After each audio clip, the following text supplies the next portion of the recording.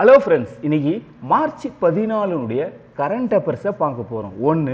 2023 ஆண்டு இயற்றப்பட்ட தேர்தல் ஆணையர்கள் நியமன சட்டத்தில் 3 பேர் அடங்கிய குழு யார் அப்படின்னு சொல்லிட்டு கேட்டிருக்காங்க. இதுக்கு சரியான ஆன்சர் ஆப்ஷன் ஏ பிரதமர், ஆப்ஷன் பி எதிர்க்கட்சி தலைவர், ஆப்ஷன் டி கேபினெட் அமைச்சர். இந்த 3 பேர் தான். இதுக்கு முன்னாடி பார்த்தீங்கன்னா எப்படி இருந்தது? சரி, ஓகே. ஃபர்ஸ்ட் இந்த 2023 பார்ப்போம். பிரதமர் இருப்பார், நம்பர் 1 பிரதமர் இருப்பார், 2வது எதிர்க்கட்சி தலைவர் இருப்பார், 3வது கேபினெட் அமைச்சர் இருப்பார். இப்போ இதில் 2 பேர் மெஜாரிட்டி யார் சொல்கிறாங்களோ அவங்க தான் தேர்தல் ஆணையராக நியமிக்கப்படுவாங்க. நீங்களே பாருங்கள், பிரதமர் மோடி அவர்கள், பிரதமரால் பரிந்துரைக்கப்பட்ட கேபினெட் அமைச்சர் யார்? அவங்களுடைய ஆளும் கட்சியினுடைய அமைச்சர்.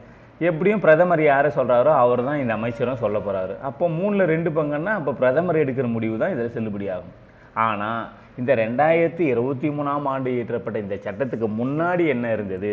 அதுக்கு முன்னாடி பழசு என்ன? 1 பிரதமர் இருப்பார், 2 எதிர்கட்சி தலைவர் இருப்பார், 3 உச்சநீதிமன்ற தலைமை நீதிபதி இருப்பார். இப்போ இந்த 3த்தில் 2 பேர் மெஜாரிட்டி. நீங்களே பாருங்கள், பிரதமர் ஒரு ஆள் செலக்ட் பண்ணாலும் அதை எதிர்கட்சி தலைவர் அதை ஓகே பண்ணணும் இல்லையா? உச்சநீதிமன்ற தளபதி ஓகே பண்ணணும்.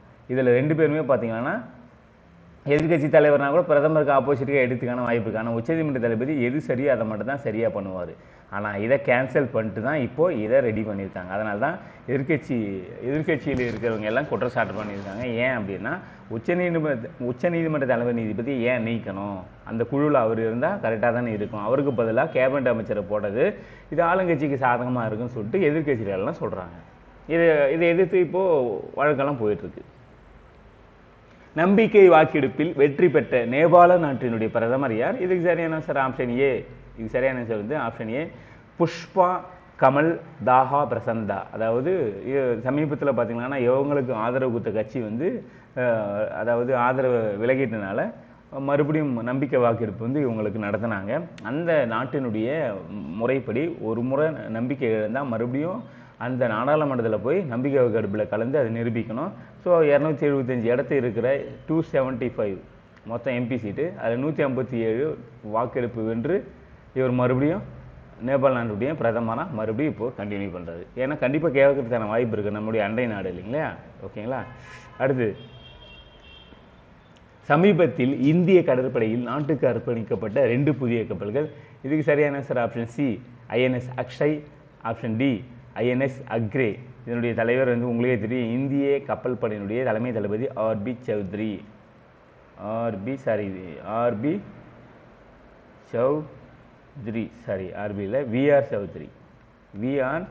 விஆர் சௌத்ரி அவங்க தான் பார்த்தீங்கன்னா இந்திய கப்பல்களுடைய தலைமை தளபதி.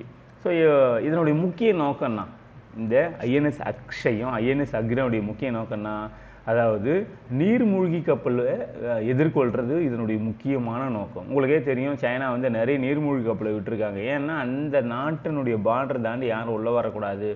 அப்போது நீர்மூழ்கி கப்பல் உள்ளே இருக்குது யாருக்குமே தெரியாது. ஸோ அப்படி யாராவது பார்டர் தாண்டி வந்தால் உள்ளே இருந்தே அந்த கப்பலை ஓட்டை போட்டு அந்த கப்பலை வந்து அழிச்சிடுவாங்க. ஓகேங்களா? ஸோ அந்த மாதிரி தவிர்க்கிறதுக்காக நம்ம இந்த ஐஎன்எஸ் அக்ஷய், தென் ஐஎன்எஸ் அக்ரே, இன்னொன்று கன்னி வெடியை அமைக்கிறது, அடுத்து இன்னொன்று வந்து பார்த்திங்கன்னா குறைந்த தீவிரம் கொண்ட செயல்பாடை மேற்கொள்றதுக்காக இந்த INS Akshay and INS Agrey வந்து நம்ம இந்திய நாட்டு எல்லையில் இந்திய கப்பற்படைக்கு இப்போது அர்ப்பணிப்பு செய்யப்பட்டிருக்கு. ஐசிசி டெஸ்ட் கிரிக்கெட் தரவரிசையில் பவுலர்கள் பிரிவில் முதலிடம் பெற்றவர் option C Ravichandran Ashwin. Last நடந்த டெஸ்ட் கிரிக்கெட்டில் 7 விக்கெட் வீழ்த்தி பார்த்திங்கன்னா இந்த இடத்துக்கு அவரும் முன்னேறியிருக்காரு.